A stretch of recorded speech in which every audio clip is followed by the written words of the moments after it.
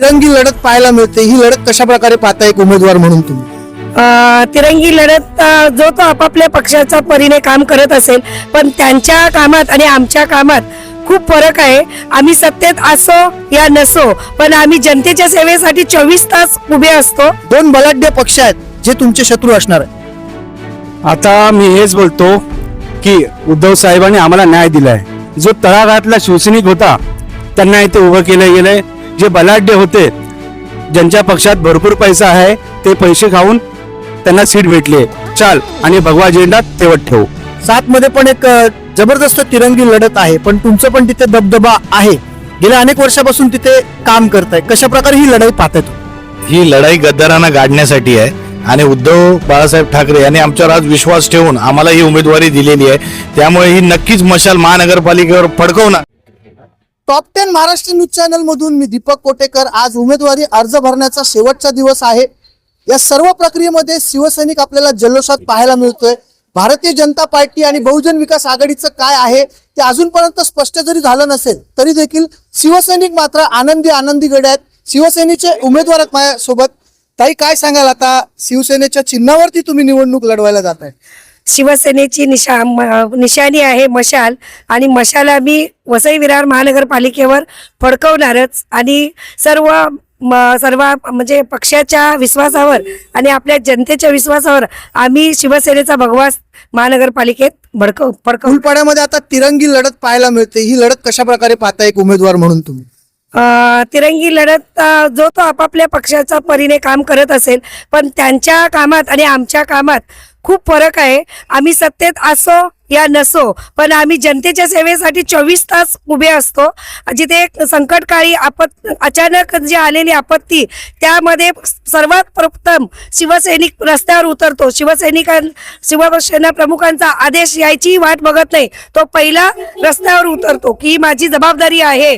आणि नागरिकांपर्यंत सर्वात कोणी पोहोचत असेल तर तो असेल शिवसैनिक। आणि शिवसैनिकांवरती विश्वास आहेच लोकांचा की शिवसेना मशाल ही आलीच पाहिजे आणि शिवसेनाच पाहिजे, हे पण लोकांच्या हृदयात ठामपणे आहे।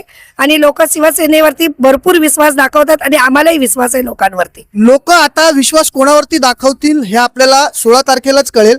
शिवसेनेचे उमेदवार म्हणून आता तुमची काय भूमिका आहे? कारण ज्या विभागात तुम्ही आहात त्या ठिकाणी आता तिरंगी लढत होणार आहे। दोन बलाढ्य पक्ष आहेत जे तुमचे शत्रू असणार आहेत। आता मी हेच बोलतो की उद्धव साहेबांनी आम्हाला न्याय दिलाय। जो तळागाळातला शिवसैनिक होता त्यांना इथे उभं केलं गेलंय। जे बलाढ्य होते, ज्यांच्या पक्षात भरपूर पैसा आहे, ते पैसे खाऊन त्यांना सीट भेटली। सर, तुम्ही पण उमेदवारी लढताय, कोणत्या विभागातून? प्रभाग क्रमांक 7 मधून फुलपाडा। 7 मध्ये पण एक जबरदस्त तिरंगी लढत आहे, पण तुमचं पण तिथे दबदबा आहे। गेल्या अनेक वर्षापासून तिथे काम करताय। कशा प्रकारे ही लढाई पाहताय तुम्ही? ही लढाई गद्दारांना गाडण्यासाठी आहे आणि उद्धव बाळासाहेब ठाकरे यांनी आमच्यावर आज विश्वास ठेवून आम्हाला ही उमेदवारी दिलेली आहे। त्यामुळे ही नक्कीच मशाल महानगरपालिकेवर फडकवणार हा आमचा सगळ्यांचा निश्चय झालेला आहे। त्यामुळे आमच्या सगळ्यांचं जनमत आहे आणि लोकांचंही मत आहे का ह्या लोकांनी ज्यांनी कोणी कामं केलीत नाही केली ती लोक जनता सुज्ञ आहेत। जनता पूर्णपणे बघत आहे काय चाललंय काय नाही चाललंय, कोणी काम करतं कोण नाही करत, करोनाच्या काळात कोण उभं होतं, खाली कोणासाठी लोक लढतात आहे का, हे समाजसेवक म्हणून करोनामध्ये घरी बसले होते का कुठे बसले होते, हे लोकांना सगळं माहिती आहे। आणि आम्ही रस्त्यावर उतरून आम्ही लोकांची सेवा करतोय। त्यामुळे जनतेचा विश्वास पूर्णपणे आमच्यावर आहे। जनता आज काही बोलणार नाही, पण ज्या दिवशी मतदान असेल त्या दिवशी जनता नक्की दाखवेल का कोणाला बटन दाबायचं आणि काय करायचं आणि कोणाचा विजय दाखवायचा। महाराष्ट्रात ठाकरे बंधूंचं मनोमिलन झालं, वसई विरारमध्ये नाही झाल्याची खंत आहे का तुम्हाला? आम्हाला मनोमिलनाची खंत नाहीये। जे काही वरतून पक्षश्रेष्ठी जे आदेश देतील त्या आदेशानुसार आम्ही चालतो। आमची पक्षाची पूर्णपणे तयारी होती का 115 नगरसेवक या महानगरपालिकेवरती निवडून आणायची जबाबदारी आमच्या सगळ्या वरिष्ठ अधिकाऱ्यांवर सोपवलेली आहे।